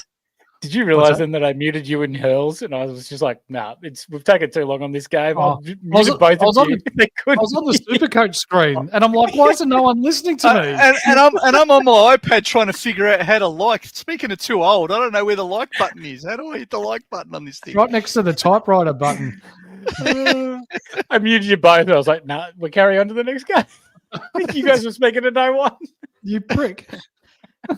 Melbourne versus Collingwood on Monday. You've done well, Squid. 3:20. Thanks. It is the big freeze game in honour of Mr. Danaher. He's done so much for the footballing community. So while if you don't buy Insight Fantasy Sports gear or whatever it is that it is, I would recommend that you spend 20 or 30 bucks, buy a Big Freeze beanie, because what he has done for motor neuron disease is second to none. He's done such a power of work, not just in the footballing community, but in the Australian community. And there's a reason why he's been given the Australian of the Year award. What was it, 2 years ago or this year? I can't remember which one it is, but It was last year. I tell you what, just get around the bloke. It's fucking awesome what he does. And yeah, Mr. Danaher, I respect the fucking shit out of you. 100%. No arguments here. Hurls? No, 100% agree. How good are his speeches even? Like he goes in to talk to Melbourne and they show those clips. The hairs on the back of your neck stand up. Just a remarkable human. Yeah. How do we expect the ruck battle to go here? I think it's going to be pretty even, actually. Darcy Cameron's been really bloody good around the ground. Gorn's been amazing, obviously. Bit of a slower one last week. But yeah, I think this is just going to be another good one. I think from last year as well, they had an absolute ripper as well, where they kind of nullified each other to both be around about 100 or so. So I really, really liked it. Or maybe like Gorn scored a bit extra because, you know, he gets the extra stats. But it was a really, really good contested effort between both of them because they can both get around the ground, so it's good. Yep.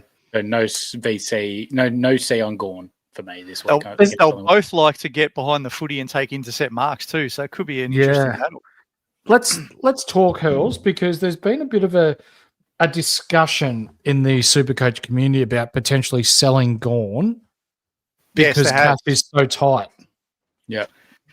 Yeah, we spoke a little bit about it last night. Yeah. I can't bring myself to I can't get around it. No. I can't bring myself to do it. I understand the logic.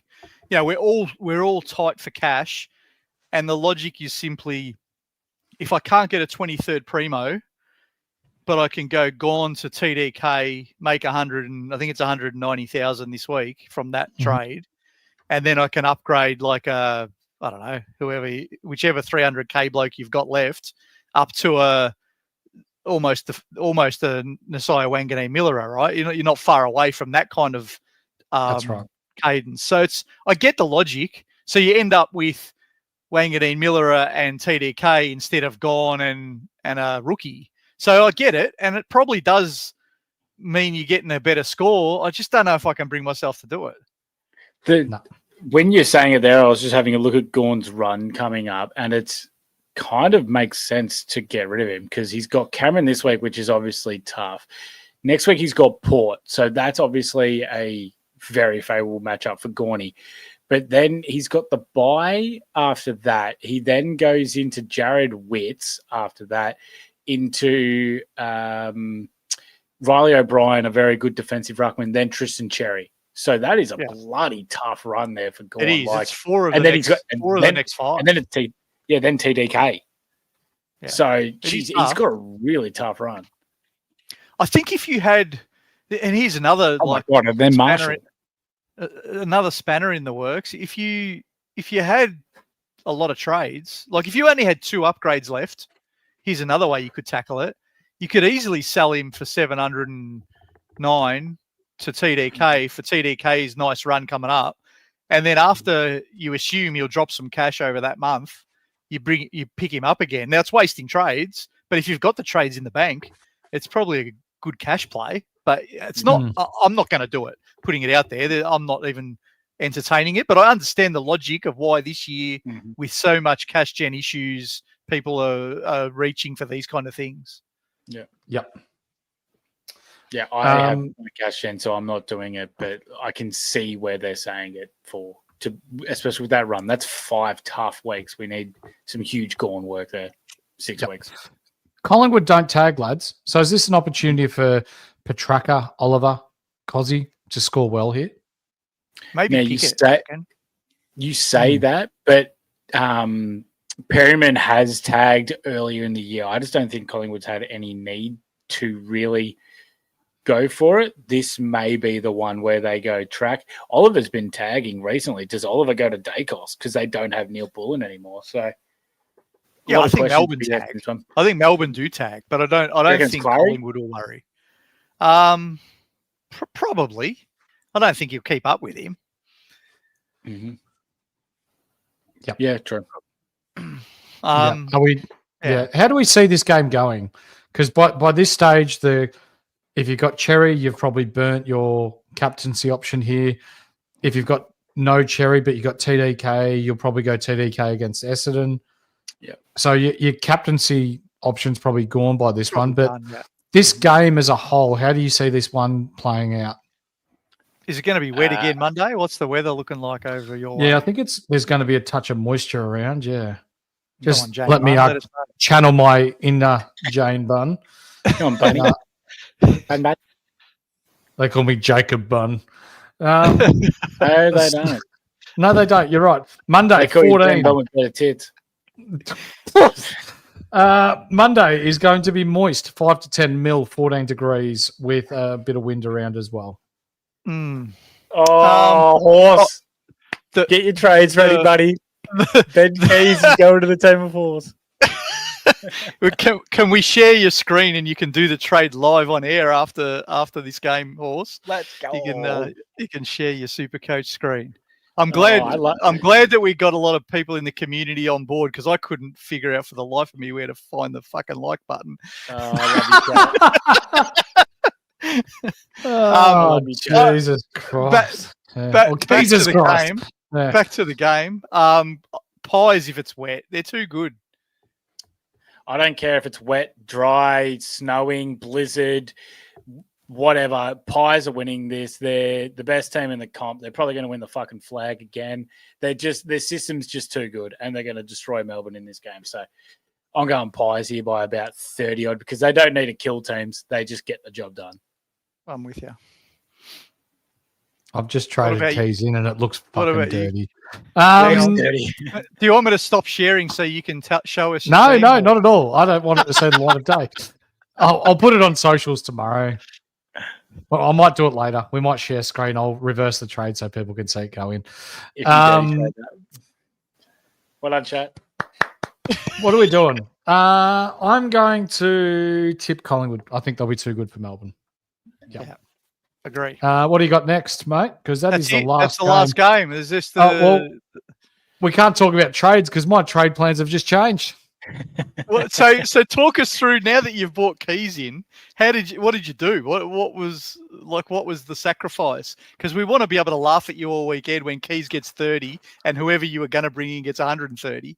Well, I was going to bring in Bailey Dale. Oh wow.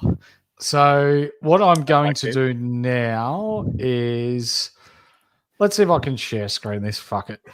Yeah, I'll stop sharing this one. Trade center, share. This is going to be hilarious when Ben. All right. So we popped off. So I've just traded out Ryan Marich. So you can see they've got 497. I might probably looking at a little bit of El Hawley and the pencil, for example, and then I can go, well, this hurts. K-E-A, Ben Keys, he's in, and then I'll bring in, hang on, I've got to bring in, if I do that, and then I'll bring in Clark. Horse, you realise this is a revenge game for Ben Keys as well, so he's pretty much guaranteed a ton. And then I'll go up there, and then I hope so. And then, well, I fucking hope so. Hopefully he goes 150 the next 6 weeks in a row. And then I'll probably just do a peddler and keep 222 in the bank, and then I'll pick up Wangan Malera next week. And then there's my team. It's going to help you get 23 primos if you want to count Ben Keys. He's not a fucking primo. What are we talking? What do we mean if?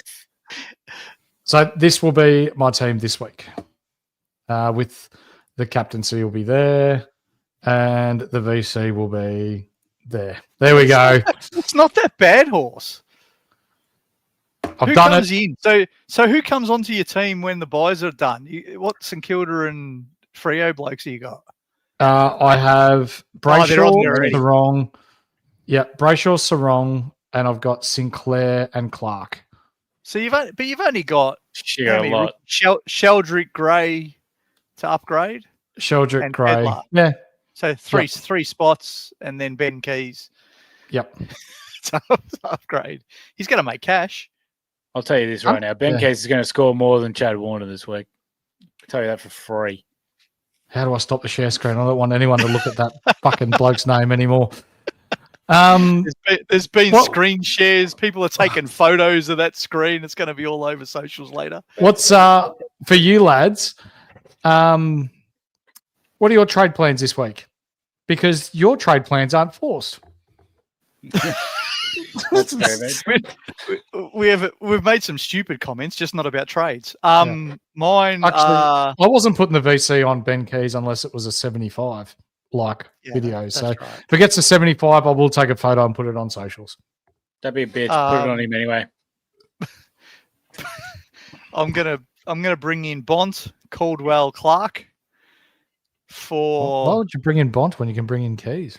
Yeah, I know. It's crazy, isn't it? I'm just taking a risk this year with some different blokes. So he's going to come in. And I'm going to get rid of Marich.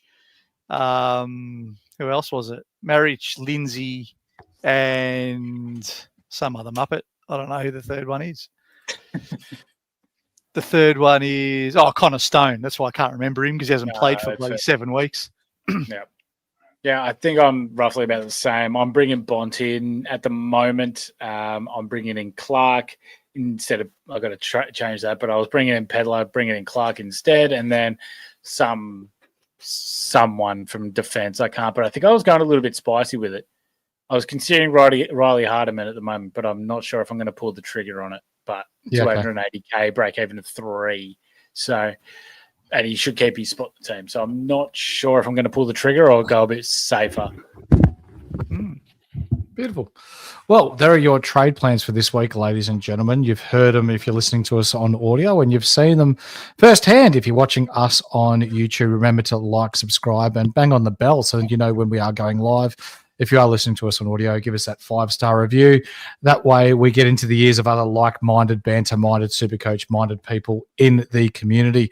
Now, I'm going to ham this up because there is no greater episode that we ever provide on the Insight Fantasy Sports podcast, whether you watch NRL. And you know what? The boys on the NRL show do a fucking ripping job, but nothing compares to this. The BBL, yeah, we love seeing 6s and 4s and all that sort of stuff, but it's fucking cricket. Who's got time for that sort of shit? The NBA, yeah, it's the NBA finals. It's going to be SGA versus Halley, but really they're going to need to double team our man because when push comes to shove, there is no greater thing on TV, on YouTube, on Spotify, Apple Music, you name it, than our very own Squid and the Cone of the Week.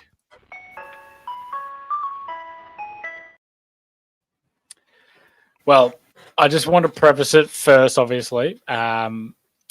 Baby boy is asleep in the other room, so this is going to be a little bit more tamed, but otherwise the Dale is going to come in and whip my ass, so I don't want to be a cone myself, but I will try my best to do what I can. But still, in saying that, some people need cones, horse, and hurls. 100%. It's just the way that it needs to be. And if I'm not there to stick a rocket up someone's ass, who is? Because we're too soft these days, right? So first of all, I just want to give a couple of thank yous before I get stuck into the Cone of the Week. First of all, the umpires that sued Kane Corns.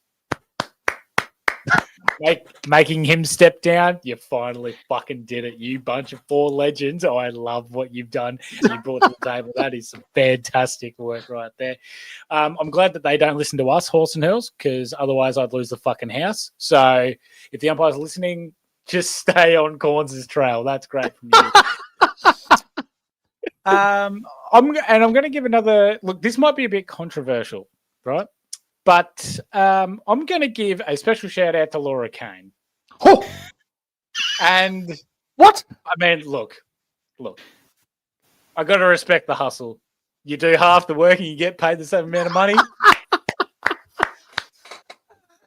Well done, Laura Kane. And look, I can laugh about it now because she doesn't make any of the fucking decisions anymore. So it doesn't mean shit what she says. So that's a big win for all of us. So I think we've all come out of this, besides the AFL, in a win-win situation. So we're very, very happy about that. But let's get to business. The Tasmanian government. You guys are a bunch of fucking idiots. All right, let's be honest here. You're all fucking idiots. The Labor, the Liberal, the Greens, the Sex Party, every single one of these, you're all fuckwits. We all knew this was going to happen because they said, if you want the team, you need the stadium. And they went, let's sign off. Let's do this. Brendan Gale, you're an idiot. Why would you sign on when they don't have a fucking team yet? And then they said, we don't want the stadium because they can't afford the roof. And we need the roof. Why do we need the roof?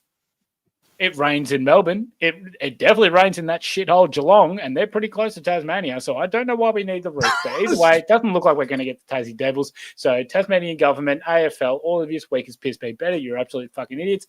But. There's one thing that pisses me off more than anything in this game. And we all know what it is. We all know what it is. It's when you just don't give a shit.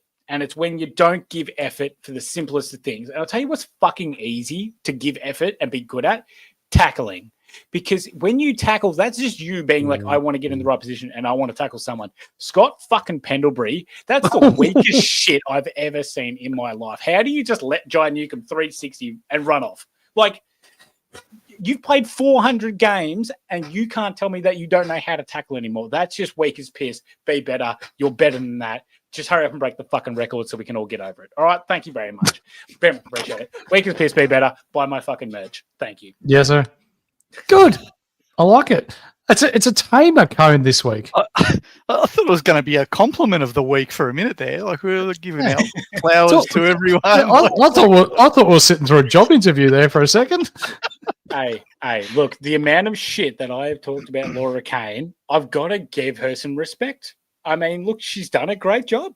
She did. When you put it like that, it's spot on. Hey, like I would love to be doing. Is Laura Kane pointing a gun at your head behind the screen here, or what's going on here? No. I just respect the hustle, mate. You walk into your boss and you go, hey, look, I suck at my fucking job. Give me the same amount of money, but bring someone else on to do half my work. And they go, okay, well, fucking played. Matrix would hire you. You already did, mate. All right. Now give me more beer. Spot on. Squid, you ready for some questions?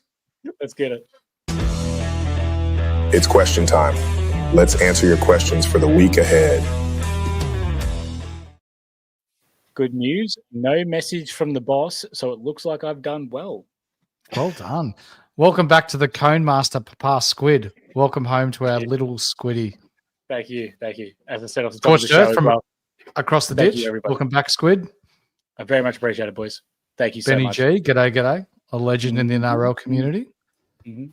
Jonas, Cleary, Deadly is out. Bond, Squid is in. What an upgrade. I very much appreciate it. It depends. Which Cleary is he talking about? If it's Caden Cleary, I agree. Luke Cleary? Is that a player? Yeah, it is. Western Bulldogs backman. Good. Who was I thinking of? Nathan Cleary? Nathan Cleary? Oh, yeah. It was too. Yeah, Nathan Cleary. Shit. Either way, he's a flog too. Stupid bloody chin. DJ Gardner-Holmes. Big Cat an option to trade in next week. We've got to get Big Cat back on. It's been a couple of weeks. Good to hear that he had his foot surgery and he's back running. So hopefully he's back playing footy sooner rather than later. Mm-hmm. The Skull. I faded Sniff this year and looking to give myself an uppercut. Mm-hmm. Won't be fading Bond. I'm still with you, Skull. I have faded the Sniff from the start of the year because I thought that knee injury was bad, and I still look like a dickhead for it. So it's going great. Angeline, hello, Ange. I'm fading the Bonds for the suitcase. Have Richards too. Yeah, I like it. It's okay. Fair. It's left field. I think it works. Yeah. Richards cover with the McClugger. Love it. Our man Yaron Gartner, such a bloody awesome bloke. Sincerest thanks for the perfect combination of Supercoach content and related and non-related fluff. Awesome personalities. Just love you all. Entertainment extravaganza. Thank you, Yaron, for getting our man to put some kind of accent on the word perfect, but that's good.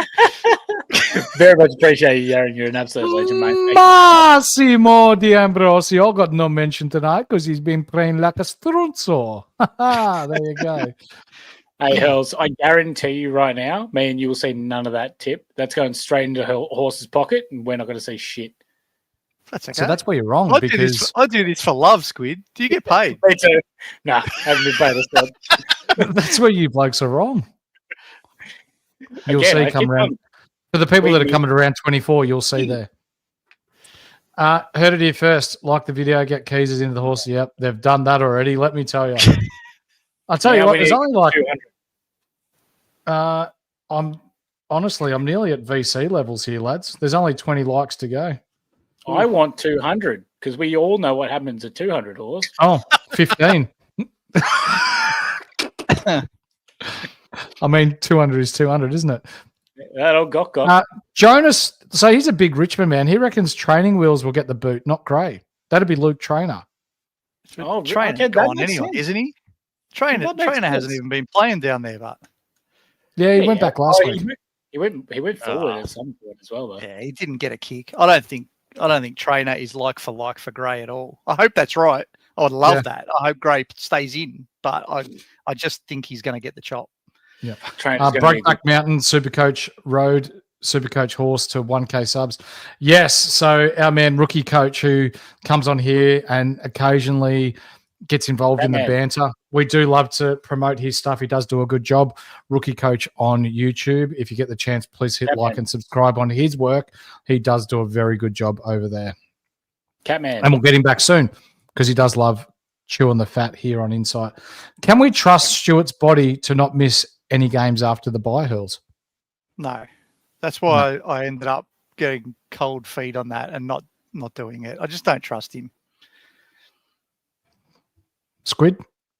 No, I agree. I mean, look, he's getting up there at age, but look, if he can get the body right underneath him and we can see a couple of consecutive games and he can get the legs under him, then yeah, I'm a bit more sold on him, but it's just kind of hard to make that decision right now because he has been, let's be honest here, he's been game time a lot of these weeks where we've been like, we don't know if he's 100% in or playing, which is not what you want, and you can't really trust, especially when it's Chris Scott. Mm-hmm. He has many options. Jasper. Kingsley, for Christ's sake, play Winnie Blues halfback. We agree. Even though I don't have him. And while we're on it, Brad Scott, stop playing fucking Zach Merritt forward. Like, this is just stupid. Forward or back, though, Squid? I think I prefer him at half forward than half back. Zach Merritt? Yeah, I think he's lost at half back. I don't want him anywhere besides on the ball. Put him on the fucking ball, and that's where I want to see Merritt. Have you got Merritt on your side? I don't think you will. What's that, Terry Behor? Have you got Merritt on your side? Yes. So do I, and I agree with you. But I think he's the one that's going to play the other roles.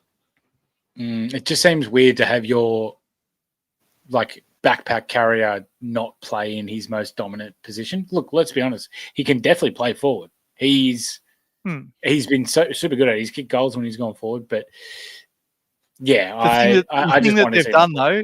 And this is only a 2-week sample, so take it for what it's worth. Nick Martin going into the middle is a number 2 rated midfielder in the AFL in the last 2 weeks. He has been good, hasn't he? He has been very good.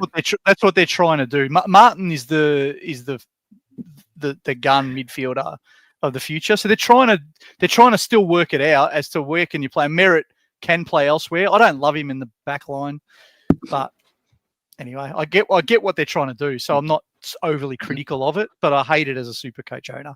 Someone we didn't bring up, lads, that it'd be silly of us not to at least mention his name and discuss, even if it is briefly, is Ed Allen. So he's got a negative 17 break even at 249K. Is there any interest from you lads there? He's gone 82, 84 the last couple of weeks. Not for me, just because I think he's probably one of the guys that can go out from this Collingwood team that's just so goddamn bloody powerhouse-ish that until they find a favourable matchup where they can rest players, I don't think that they need to play him when everyone's back healthy. And at the price, he's a really awkward price to be bringing awkward at the time of year. Yeah, he has looked good though. He's looked like he really belongs the last few weeks. But again, Collingwood could just they could put anyone in there and they're going to look like they're going to belong. Well, they did. They put bloody Leggy in there, and he even kicked a goal, and he's not that good. Markov. Will Hayes. Right. Will Hayes went in there for his first game and still looked like he was able to get. Well, he almost got 20 touches. He's someone on the bubble too this week, isn't he? And he may come in for Schultz. Didn't he get dropped? Will Hayes after the North game? He didn't play last week, but he might come back this week. Oh no, he's only played one game. Okay, so we've still got another week to wait on that. He's the only Collingwood debutant this season so far. Is he? Is he basement price? 130. If he gets the Schultz's role, might be a good shout because he didn't play forward though. He didn't play forward though. He played wing and half back, and he's that kid where. With the reaction from the draft with his family and his mum and his dad and his sister that all got like up in arms about it. That was fantastic. So, but he was more up the ground than playing actually at the forward. I should know this stuff. My partner will know all about it and she'll tell me I'm an idiot when I get off here. Oh, I never knew your partner was a Collingwood supporter. She's never said anything once. No, she's pretty quiet. Reserved. Yeah, she is. Yeah. Very in fact, I can hear her from Victoria. You're in Perth, and that's not even when we're on the phone, mate. She likes to keep a lid on it. She's very respectful of other people. Yeah. All aboard the McCarthy train from our man CW. Loving Mrs. Els. I have no issue with that. No issue with that, Clayton. I agree that we're all going to jump on him. I just don't want to bring him in this week. Yep. I don't think people are buying him to be able to flip him horse. I think it's more of a way to free up the most cash. Yep. That's fair. That's true. But I mean, you look at it another way in that you got Clark this week. You probably have Johnson. You could have Hayes next week. Then you could have McCarthy next week. I think there's more than one option to be able to bring in bargain price players in the next couple of weeks. I don't know the name either, but I think there's some raps on a couple of the Port mid-season blokes who might play games. They're in the Sandful this week, but you're right. Yep. So could be a couple coming, which would be good. Yep. Brent Kim, it's a breath of fresh air getting Squid's proper mo rather than Deadly's abomination. Thank you very much. I shaved it just for the show as well, just to make sure everyone realised I'm fucking back. Yes. Is this the Carroll Spike game? We're talking Carlton's Matt Carroll. Carlton's Carroll. Jesus. He's a spike 35. Is that a spike? He can get a spike? Not for me. Maybe 50, hopefully. Silver Whipped Hurls can get Carlton players out of his SuperCoach team, but not out of his head, though. That is 100% accurate, Jonas. I spent far too much time with those Muppets in trying to think of ways to bloody abuse them or something. That's pretty funny. That's Skull. great work. Give yourself an uppercut if you're considering selling Goat Gorn. Mm-hmm. Yeah. CWT. Pickett got tagged by Windhager last week. It was painful to watch. CWT was sitting 5th overall. I'm not sure where he's sitting now, but probably still inside the top 30, I reckon. Comment down below. Clayton, let us know.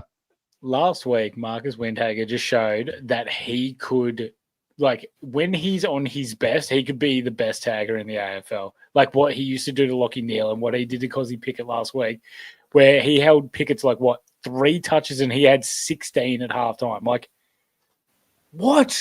Like, when he's on, he's so on. Yeah. When he's on, he's so on. He nullifies the position so well. Yeah. Hey, lads, TTSC. Hey, lads, loving the podcast. Thank you. Appreciate the love, mate. What is all your buy structures like? This week I have 4, and then I'm pretty settled. The most I've got on any one buy, I'll just double check that now so I'm not telling porky pies, is round 16. I've got 4 on the buy right now. Round 15, I've got 1, 2, 3 primos on the buy. Round 14, I've got 1, 2, 3, 4 primos on the buy. And round 13, I've got 4 primos on the buy. So I'm fairly sorted right the way through. Love that. I've got only 3 this week with Erasmus, Sarong, and Sinclair. I had my bulk outs last week, and now I'm sitting pretty good for the rest of my buy rounds. I just had to take it, unfortunately, last week. Hurls? I've got 2 this week. I'm half tempted to trade Roberts the week after, which will be 2 again. It's 3 if I keep Roberts, then 3, and then I've actually got 6 in the last one, which I didn't want. I had a 5. I had a 5 cap, but because I'm bringing Caldwell in this week, I'm going to have 6. But I'll hopefully be 22 primos by then, so 6 out will still give me okay. It's not where I wanted that last one to be, but that hurts. It is what it is. You got weeks to be able to rectify that, though. Yeah. The boys just in time for trades and cone of the week. Yes, sir, my man. Hawksy wanted McQualter to get a coning this week. Oh, yeah, I did. I think he's a shout. Yeah, he definitely could be a shout. Look, he's on cone watch. All right, he's at the tip of What's the he done to ice Marriage? cream machine, and all I've got to do is pull the lever. Yep. Killed Marriage, killed Hall, killed who's the other bloke? Gross. So many of them. Yep. Yaron is an absolute rod owner. What a star. He is. Yep. Jax, hey, mate, should we have a full team of 22 or 23 primos by the end of the bye rounds? I think it's achievable. Yep. Ideally. Horse, you've got it, haven't you? I will. Now that he brought Keys in. Oh, I got Keys. Fuck. Damn right. If we consider Ben Keys a primo, I have 20 of 23 right now on field. What the fuck are you talking about? If I mean, look, stop. We all agree he's a primo. The only person that doesn't agree with you is the bloke that's fucking got him in his team. I don't agree either. I've got 19 for what it's worth. I've got 19, 4 to go. So I want to get to 22 or 23 as well. That's why you haven't been top 1,000 this year, all right? Like the rest of us, okay? So, whatever. Thanks, mate. I'm 8K at the moment, just for those that are watching, yes. So I was 1,000 after round 8, and I think I'm out to about 19,000 now. So it's been great. I love when my primos get tagged. Oh, it's ordinary. Laura Kane has never heard of the gender pay gap. That is so true. She's doing her bit to close the gap. I'm not going to say anything about that. There's a joke there, but I'm not going to. Here we go. Link. Our man Link. Hey, mate. Happy to. Link is 30th. Clayton's 35th. Awesome. Oh, there you go. There was someone from. We had someone the other night from where were they? Indonesia was 5th or something. He's from Singapore and he was 5th overall. Yeah, or 4th overall. Wait. Yeah. Whoa. How's he getting past the VPN? Whoa. Not allowed to do that. Oh, killing it. I like this Chabby Joe. How are you, brother? Oh, hopefully catch up with you soon. I'm giving myself an uppercut. Trading Gawn to TDK because there's no cash here. Hey, Joe, can you do me a favor? I think this is going to be this is some great material for you, right? Do it on your channel. We love Joe. He's on his own channel there. Put it on your channel.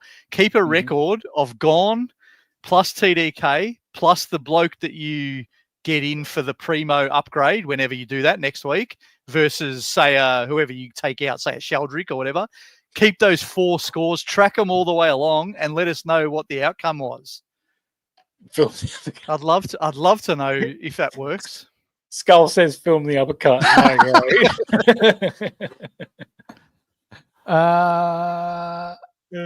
Horse's Man Crush was 70,000th after round 5, and now he's back inside the top 20K. Good work. Hell yeah, IJ, my man. Yeah. Pays to be the Horses. X-Qua HD, just seen a bloke with 11 guys off in round 16. Fuck, that's going to be 11. Tough. Wow. Yeah, that's going to be hard work. I'm very reluctant to buy Caldwell because it's going to be 6, but I have to because of the value, or I won't finish my team. 100%. That's going to do us for tonight, ladies and gentlemen. We've been going for nearly 2 hours, but I guess we've probably gotten a little carried away with the amount of chat and banter and the live interactions that we have with our community. We, Squiddy, Hurls, and I love just talking footy and having you guys, bouncing questions off us. It's not just about us giving advice and what have you about SuperCoach. It's about providing a little bit of comedic value as well while we do it, but also it helps us think about what we're doing as well, and it may unlock something that we may not have already seen. So we encourage you to keep commenting, keep asking questions, and jump in because we're not perfect. you guys at home may see something that we don't see, and it might open up Aladdin's cave. So we do appreciate it. Hurls, where can the people at home find you, mate? Looking forward to some good footy over the weekend on Twitter. So come and say good day, ask some questions. Let's see how Bont goes as a VC for the first time in my SuperCoach team. Yeah. Sorry, I just want to put this one up. Placey, hey mate, follow you on Twitter. Love your work. Is Ned Long a hold for the rest of the season at M8, or is a move over to Butters next week worth it? I'm holding at least till the end of the buys. I think he can average me 95 until then. And then given that Butters has got a Bedford tag and then potentially a Jordan tag in the next 3 weeks, I might be able to get Butters a little bit cheaper. I've been waiting for Butters for like 3 weeks, and he just keeps having a dog shit break even. I'm just like, I'll wait next week. Guess what? I'm not fucking getting him until like at least he's 400k now. Oh, he's outrageous. He's burnt me hard. I reckon Long is the last trade if I had him. I reckon I would get my 22 keepers. I'd get my 22 keepers plus Long, and then I'd make that decision. Because if he's still going at 95 and you're really short on trades, 95 is going to do you if you've only got 2 trades left, right? But if you get to 22 and you've got 6 trades left, then you can go long to someone. Go for it. That's when I'd do it. Let's be honest here as well. Long's the exception to it as well, because he's the one that Perryman came in, was meant to play midfield, and Long said, "No, I'm taking your spot." And Craig McRae went, "Yep, I agree." So Long is the exception to the rule. I think he can definitely hold. And look, he's going to have good scores against shit teams. He might be a little bit more reserved against the better ones. You've got to watch those matchups. Yeah. I mean, I'm buying Caldwell this week. There's no reason Long can't match Caldwell all year. Yeah, exactly right. 100%. Or Keys. Wow. Skull. No, now you're pushing it. Horse had to prove he loves Keys. Least we can do is film self-violence. And Skull, when does the comedy start? That's a good question. Unreal. Squiddy. Hey, if it's not comedy for you, then you can go get fucked. Find something else. There you go. Just started. go play marbles. Squiddy, fuck, it's good to have you back, man. Where can the people at home find you, mate? An absolute pleasure, Horse. And yeah, you can find me on my couch with a dirty nappy, changing some bullshit or doing something along those lines. I'll tell you what, if I have to listen to that goddamn shh on 24 fucking hour repeat for much longer, I'm going to go fucking insane. The white noise. Yeah. Yeah. Oh, I'm losing it. But either way, I'll be on the couch. I'll be watching some footy with Archie. Archie can't wait to sit down and watch North beat West Coast this week. And then he's so keen for the hate watch of Carlton versus Essendon this week. So it's going to be great. Do you know what we need to do? We need to get you onto the show, not the whole show, but do your cone of the week after that white noise episode and just come in with the eyes just bulging. Come in red. Yeah. Hey, Hurls, I'll give you the red hot tip right now. That's me right now. I'll tell you what, we only have a cone humans on this, but a white noise machine might be the first object that gets coned on here. I nearly went there, but I pulled myself up. That would have been well too disrespectful, but I didn't do it, Horse. So you'd be very proud of me. I am proud of you, mate. Thank you. Ladies and gentlemen, before we knock off for the evening, we are all about breaking the stigma around mental health. So it's not weak to speak, and it's okay not to be okay. If you are struggling at home, if you're at work and, some nasty thoughts are running through your head or wherever it is that you might be, reach out to a friend, reach out to a loved one, send them a text, give them a phone call. There are Lifeline, Beyond Blue, those sorts of lines that you can reach out to as well if you want to talk to someone anonymous. But again, here at Insight, we are very big on it. Skiddy, myself, Hurls, our inboxes are also open as well. So if there's anyone that you want to talk to or you want some comedy to go with it, probably not me because I'm really not that funny, but Squiddy and Hurls, they prove their comedic value week after week here at Inside. But in all seriousness, it's okay not to be okay, and it's not weak to speak. So on behalf of Hurls, Squiddy, and myself, being the Horse, thank you for joining us tonight.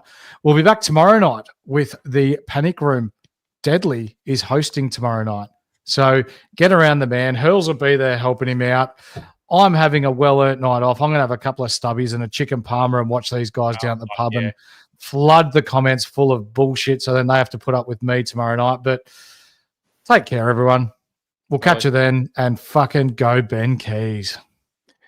Deadly hosting must be a short episode.